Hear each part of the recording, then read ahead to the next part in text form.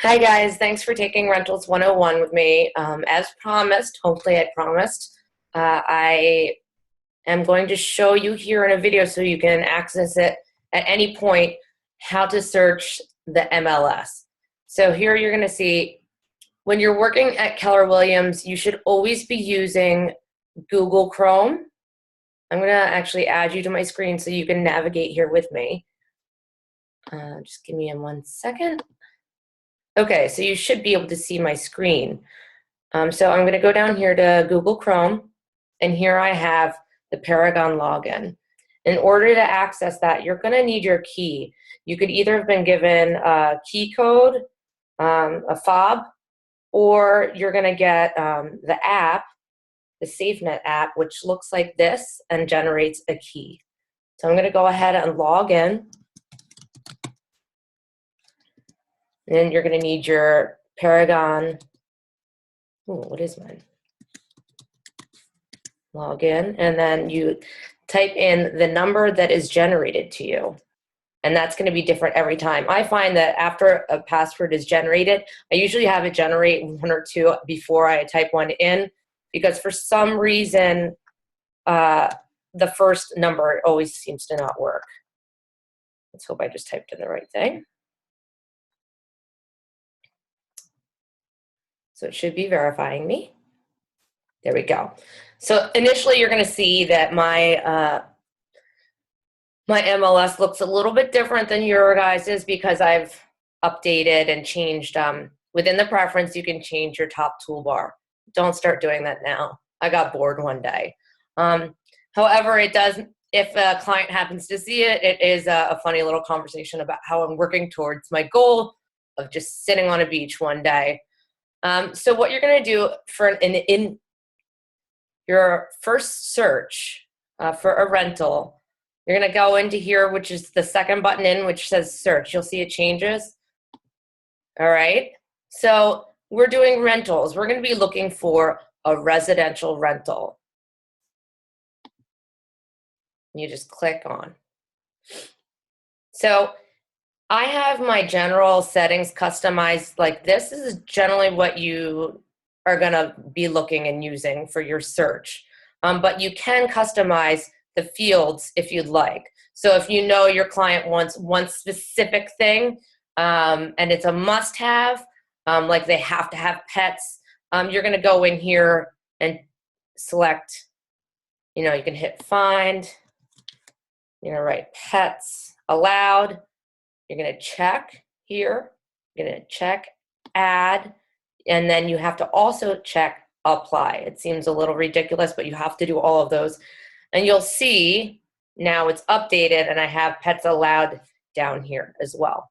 So generally for starting a search, you're going to want all active rentals. Okay.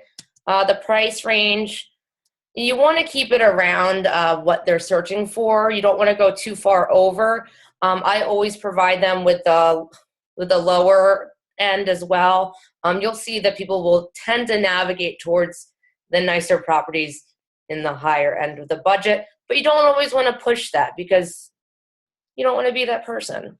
So we're going to say we have somebody looking for a downtown rental in Jersey City in between 2,000 and 3,200. I'm just making that up. That's a huge budget.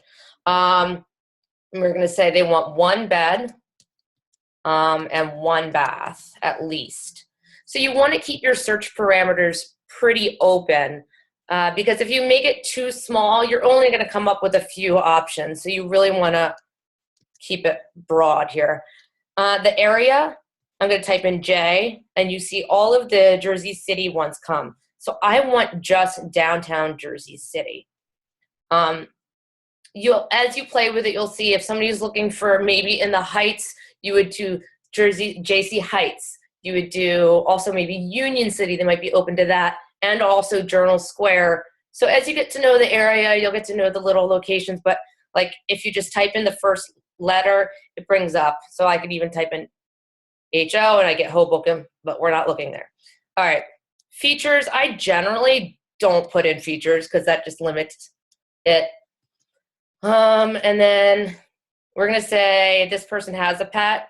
So here we're going to have pets allowed, yes. Okay, so after I put all of that in, you can see here on the right that that brought up 16 properties that were applicable. It's kind of a big number. You don't want to take somebody to 16 properties.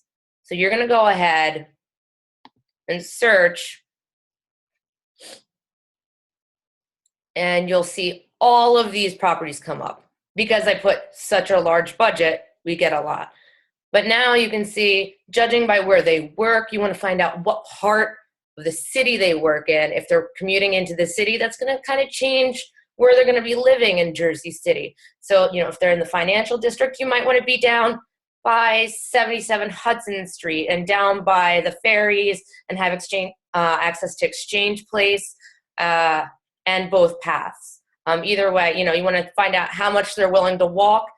Always offer the waterway is a great commuter tool that a lot of people don't think of, and it's pretty cheap, especially if they work on the east side of Manhattan.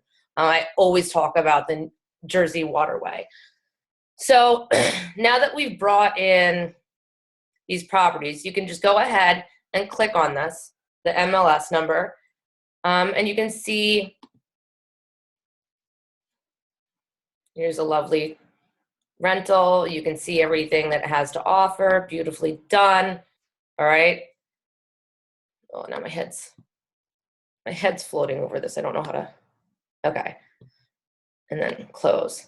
So as it pulls up all the information, you're going to go down and see where exactly it is. If you want to see it on a map, this button right here is a very great tool. Of course, it says no map available, but most of the time it's on the map and you can see where it is in location to things if you're not that sure about an area. So the main things that you need to look at when you're looking at rentals is you need to see the actual advertising remarks for scheduling and all of that. You're going to see all of the call centers. You're going to see a lot of time call showing time. When I'm sitting down and meeting, like a walk-in, first I ask them to fill out the general form, which I've probably shown you, which is kept at the front desk, the client registration form. And then I go over everything with them. I repeat everything they've said. And then I ask them for 20 minutes. So I can at least pull up. I tell them to go run some errands or whatever. This way you can pull up some information. I also make it very clear from the get-go that I can't take them out right away. Almost every property has a tenant in it. So we can't just go knocking on doors. We wouldn't want it to happen to us. So I set the precedent immediately that they're not going to be able to go in within the next 24 hours. So I need at least 24 hours notice.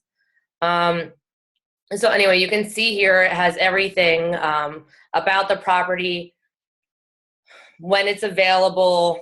That's a big one because you might see a great property, but sometimes people post rentals that are in for like not available until like September, and it's January right now. So be careful and look at all the details.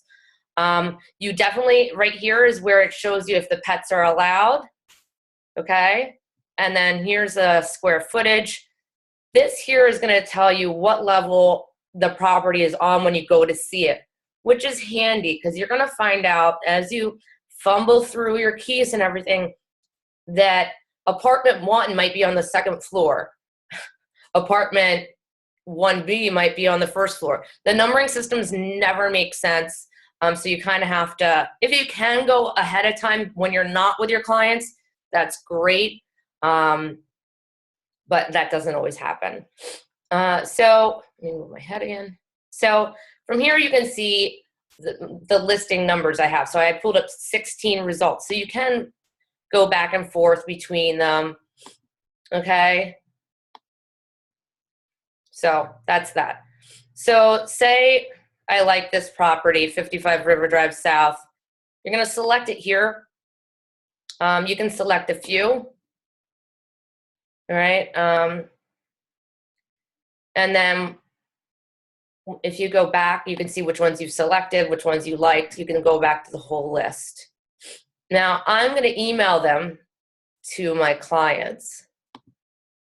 So what I do as an email,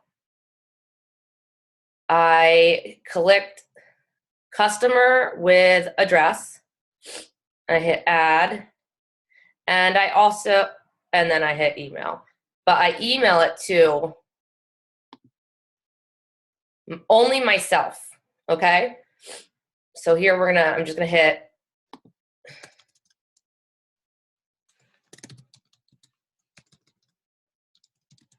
So when you email it to yourself, I usually call it like the last name of the client. I write like Murray 1, Murray 2, just so I have an idea. And I always send it to myself as well.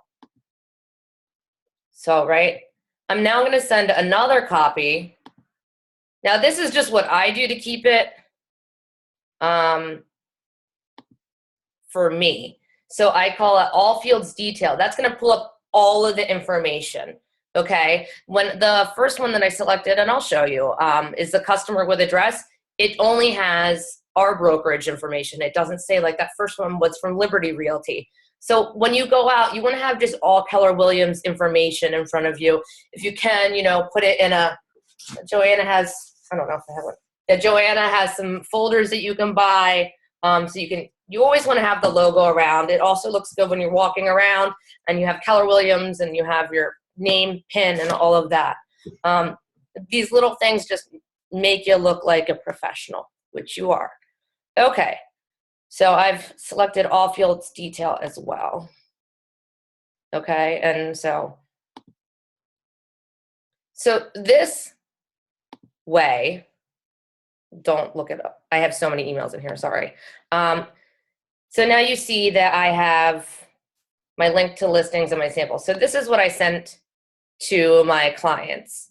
Well, what I'm gonna send. But what I do is I copy here and I hit compose, and now it looks, so I have to Joe Schmo, and then I put the link here with my little, here's the properties I found about this. So this way it has the Paragon, the MLS information, but it's coming from my personal email with all of my information down at the bottom.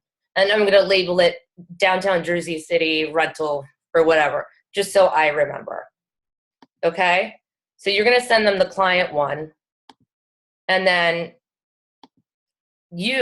for your reference, you have this. So now this is what you see. And if you're going to take them out and they want to see those and you make those appointments, that's great. You have all the information here in your email, and you can also print it out from here, but you have it for reference. Numerous times I found that I go to print it out, or there's a quick change and I need to see something, or I need to reference something and the printer wasn't working, or stuff happens. So it's always great to have the backup in your smartphone or tablet. So that is that. I'm trying to think. So going back to Paragon, so we've closed that, and yeah, that's pretty straightforward. Yeah, we'll leave it at that. All right, thanks guys.